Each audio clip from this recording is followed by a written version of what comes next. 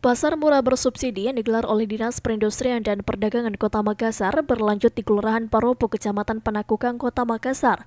Pasar murah bersubsidi kembali digelar setelah sukses di Kecamatan Mariso dan mendapat respon yang besar dari masyarakat.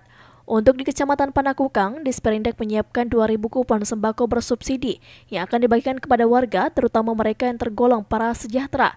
Pasar murah secara resmi dibuka oleh Wali Kota Makassar, Muhammad Ramdan Pemanto, Jumat 24 Juni 2016. Warga pun beramai-ramai mendatangi lokasi pasar murah, terlebih gratis bagi warga yang telah terdata sebelumnya. Sementara itu, Kepala Bidang Perdagangan Disperindak Kota Makassar, Muhammad Fadli, mengatakan pembagian kupon sembako yang didapatkan warga merupakan pembagian yang dilakukan oleh pihak Disperindak yang turun langsung melihat kondisi warga yang layak mendapatkan sembako secara gratis. 1.000 sampai 2.000 kupon. Itu ya. Berapa kupon? 2.000 kupon. Jadi ini pasar murah ini kita lakukan dalam rangka untuk stabilitas harga.